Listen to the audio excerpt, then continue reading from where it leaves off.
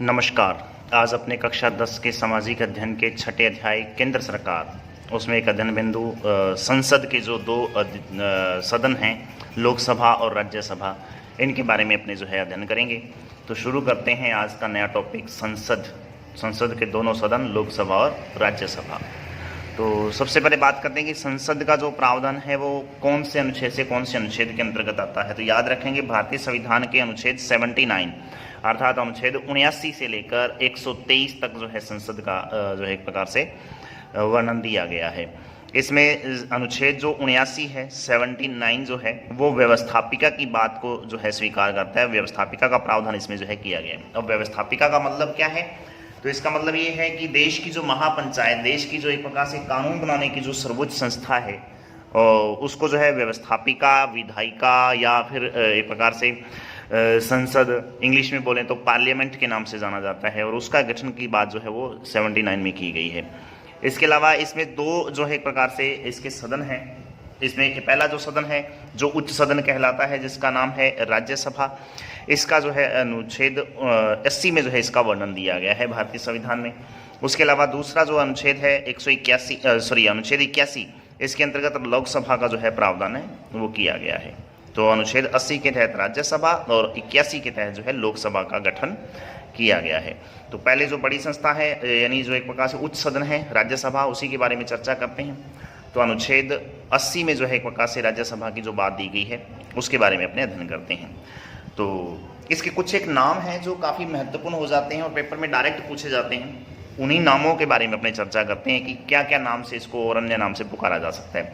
तो याद रखेंगे राज्यसभा को उच्च सभा कहा या उच्च सदन कहा जाता है, इसको वरिष्ठ सदन भी कहा जाता है और इसको स्थायी सदन के नाम से भी जाना जाता है। तो तीन इसके नाम अलग से हो गए हैं, उच्च सदन, वरिष्ठ सदन, स्थायी सदन।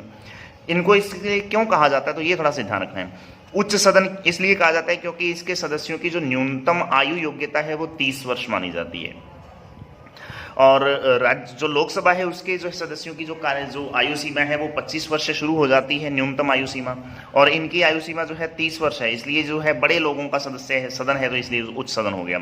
वरिष्ठ भी इसी वजह से कहा जा रहा है क्योंकि इसके जो सदस्य हैं वो वरिष्ठ अपने आप ही हो गए। क्योंकि दूसरी बात ये है कि ये जो सदस्य होते हैं वो अपने अपने क्षेत्र के प्रकांड विद्वान होते हैं, कला, साहित्य, खेल और मनोरंजन आदि जो भी एक प्रकार से हैं, उन सभी सदस्यों जो है क्षेत्रों में वो सारे वरिष्ठ होते हैं, ठीक है, प्रकांड विद्वान होते हैं। इस वजह से उनको वरिष्ठ सदन कहा जाता है। स्थायी इसलिए है जब से बना है तब से लगातार जो एक प्रकार से ये चलता आ रहा है, और इसके 2/3 सदस्य प्रति 2 वर्ष बाद में रिटायरमेंट होते जाते हैं और उसके स्थान पे नए सदस्यों की जो है भर्ती 1/3 सदस्य नए जो है उसमें भर्ती होते रहते हैं। पहले वाले 1/3 रिटायरमेंट और उसके बाद में दूसरे जो है क्या है कि उसमें शामिल होते चले जाएंगे। तो इस तरीके से जो एक प्रकार से इसको स्थायी सदन कहा जाता है। अब इसकी सदस्य संख्या की यदि बात करें तो भारतीय संविधान में स्पष्ट तौर पर लिखा है कि सन 2026 तक 250 से अधिक इनकी संख्या नहीं हो सकती है। वर्तमान में इनकी जो सदस्य संख्या है राज्यसभा के सदस्यों की वो कितनी है? 245 सदस्य जो है राज्यसभा में वर्तमान में हैं।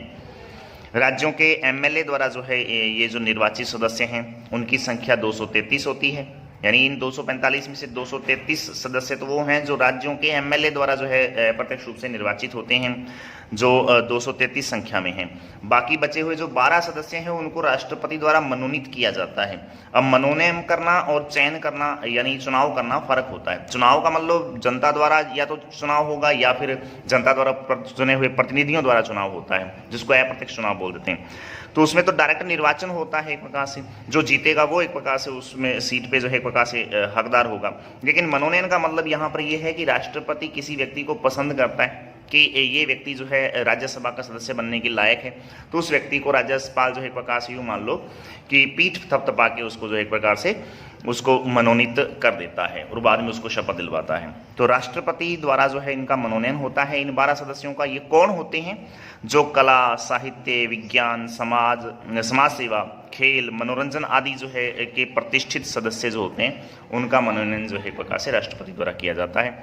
यानी इन क्षेत्रों में जो प्रकांड विद्वान होते हैं उन लोगों को जो एक प्रकार से चुना जाता है। जैसे मनोरंजन में आप लोगों ने देखा होगा जो रेखा एक्ट्रेस है अपने, उसके अलावा जो है एक राज्यसभा की सदस्य के तौर पे हेमा मालिनी भी रही हैं, जो मनोरंजन के क्षेत्र में, फिल्मी दुनिया के क्षेत्र में जो है काफ़ी प्रकांड अपने आप में एक अभिनेत्रियां रही हैं। उसके अलावा बात आती है खेल की। यदि बात करें तो खेल क्षेत्र में आप लोगों ने सचिन तेंदुलकर को देखा होगा, जो राज्यसभा के सदस्य रह चुके हैं। तो साहित्य के क्षेत्र में बहुत सारे विद्वानों को, जो लेखकों को या कवि आदि लोगों को जो है एक प्रकार से इन राज्यसभा के सदस्य के तौर पे मनोनीत किया गया है राष्ट्रपति द्वारा।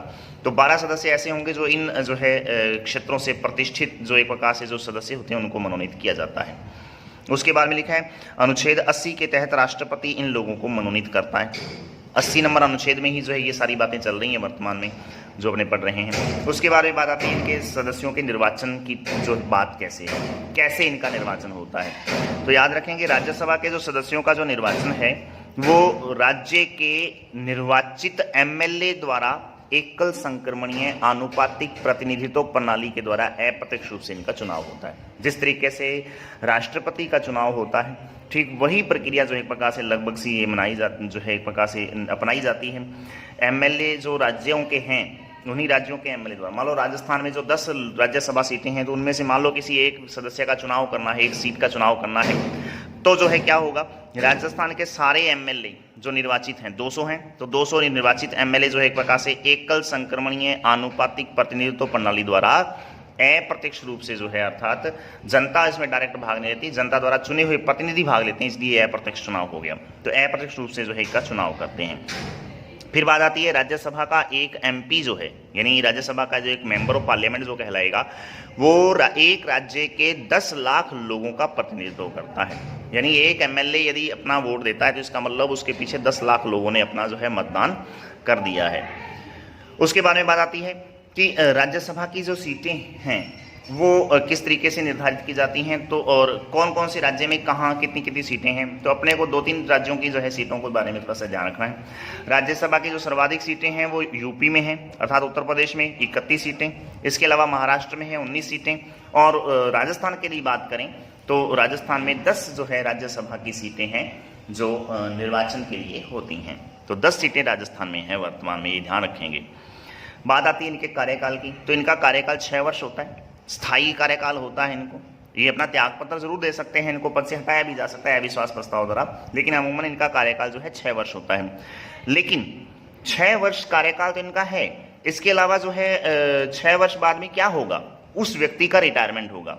लेकिन प्रति 2 वर्ष बाद में, जैसे मान लो आज 245 सीटें पूरी जो है फिट हो चुकी हैं और 245 सीटों में मान लो कोई व्यक्ति पहले चुना गया, कोई बाद में चुना गया, तो जैसे जैसे जिस व्यक्ति का 6 साल का कार्यकाल पूरा होता जाएगा वैसे वैसे वो जो है सेवानिवृत्त अर्थात रिटायरमेंट होता चला जाएगा।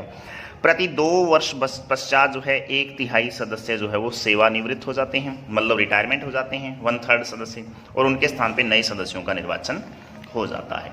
तो ये एक प्रकार से जो है राज्यसभा के सदस्यों के निर्वाचन और उनके जो है नियुक्ति की बात। उसके बाद में जो है राज्यसभा का जो एक प्रकार से जो सभापति होता है, सभापति मतलब जो उसका मुख्य जो अध्यक्ष है उसको सभापति के नाम से जानते हैं। और याद रखेंगे होता कौन है, ये बहुत इंपॉर्टेंट बात है। राज्यसभा का जो पदेन सभापति का जो पद है वो उपराष्ट्रपति के पास होता है, यानी जो पद से उपराष्ट्रपति होगा वही व्यक्ति जो है उस जो है राज्यसभा का सभापति होता है। वर्तमान में जो उपराष्ट्रपति हैं, अब ये क्योंकि पहले की जो है प्रकार से नोट्स है तो इसलिए इसको अपने हटा देंगे और इसके स्थान पे याद आ जाएगा कौन, जो वर्तमान में भारत के जो है उपराष्ट्रपति हैं कौन, एक प्रकार से जिनका नाम है वेंकैया नायडू। तो वेंकैया नायडू जो है अपने आप में राजस्थान के भारत के जो है वर्तमान में उपराष्ट्रपति हैं। तो वेंकैया नायडू जो हैं वो अपने आप में क्या उपराष्ट्रपति होने के साथ साथ में राज्यसभा के सभापति भी हैं, तो ये ध्यान रखेंगे। अब उपसभापति यानी उस वेंकैया नायडू यदि सभापति हैं राष्ट्रपति के तौर पे, उपराष्ट्रपति के तौर पे, तो फिर उपसभापति कौन होगा, तो राज्यसभा के जो एमपी जो चुने गए हैं 245 सदस्य, वो अपने में से ही जो है किसी एक सदस्य को जो है उपसभापति चुन लेते हैं। वर्तमान में जो उपसभापति हैं तो वो नाम यहाँ से ये हटा देंगे, ये बात भी जो है अपने यहाँ याद करने की ज़रूरत आपको नहीं है, ठीक है। तो उस एमएलए जो है अपने में से, एमपी जो हैं राज्यसभा के जो 245 एमपी जो चुने जा चुके हैं अपने में से ही जो है प्रकार से राज्यसभा के सदस्य उपसभापति का चुनाव कर लेते हैं। योग्यता की यदि बात करें कि राज्यसभा के सदस्यों की योग्यताएं क्या होती हैं, तो बहुत इंपॉर्टेंट बात है। योग्यता में एक चीज़ याद रखेंगे, भारत का नागरिक होगा, दिवालिया पागल नहीं होगा, लोकसभा राज्यसभा का सदस्य बनने की योग्यता रखता होगा, ये सारी बातें तो हैं ही। इसके अलावा मोस्ट इंपॉर्टेंट बात आती है उसकी उम्र पे। तो उसकी योग्यता जो है वो ये है कि उसकी कम से कम आयु जो है वो 30 वर्ष होनी जरूरी है। 30 वर्ष या उससे अधिक जो जिस व्यक्ति की उम्र हो चुकी है वही व्यक्ति जो है राज्यसभा का चुनाव लड़ सकता है। ये ध्यान रखना है कि उसकी न्यूनतम जो योग्यता है वो 10 वर्ष होती है। उसके बारे में बात आती है इनको शपथ दिलवाने की बात। तो शपथ कौन दिलवाएगा? तो इनको राज्यसभा के सदस्यों को शपथ दिलवाने का काम उपराष्ट्रपति का होता है, क्योंकि सभापति वही है, इसलिए उपराष्ट्रपति ही राज्यसभा के सदस्यों को जो है शपथ दिलवाता है। उसके बारे में राज्यसभा के अधिवेशनों की बात करें तो कब कब जो है अधिवेशन होते हैं, इसकी बैठकें वगैरह कब कब होती हैं, तो याद रखेंगे एक जो है अधिवेशन से दूसरे अधिवेशन के बीच में 6 माह से अधिक का अंतर नहीं होना चाहिए। ये स्पष्ट तौर पे लिखा गया है कि राज्यसभा में एक जो है अधिवेशन से दूसरे अधिवेशन के बीच में 6 महीने से अधिक गैप नहीं हो सकता, अंतर नहीं हो सकता। इसलिए न्यूनतम अधिवेशन जो है वर्ष में 2 बार तो होना जरूरी हो गया, 2 बार तो होता ही होता है। मुख्य रूप से एक वर्ष में 3 अधिवेशन जो है अमूमन होते हैं, इसलिए 4-4 महीने के गैप से आ जाते हैं, तो वो 6 महीने वाली जो शर्त है वो पूरी हो जाती है। 4-4 महीने के बाद में जो है 3 अधिवेशन टोटल होते हैं। कौन कौन से हैं? पहला शीतकालीन सत्र होता है, दूसरा मानसून सत्र होता है जो वर्तमान में भी चल रहा है, और तीसरा बजट सत्र होता है जो जनवरी फरवरी में जो है प्रकार से चलता है। तो 3 जो प्रकार के जो है प्रकार से क्या है कि शपथ अपने आप में इसके राज्यसभा के अधिवेशन होते हैं, ठीक लोकसभा की ही तरह। उसके बाद में राज्यसभा की शक्तियां यानी उसके कार्य वगैरह जो हैं, तो मुख्य तौर पे 2 अनुच्छेदों को आपने हमेशा याद रखना है राज्यसभा से संबंधित। पहला अनुच्छेद है अनुच्छेद 249। क्या है ये? इसकी बहुत बड़ी शक्ति है, ये बहुत बड़ी एक प्रकार से इसकी पावर है, या इसका बहुत बड़ा कार्य है ये राज्यसभा का। क्या है वो? तो राज्यसभा 249 नंबर अनुच्छेद के तहत क्या करेगा?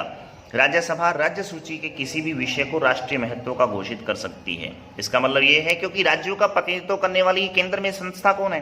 राज्यसभा है।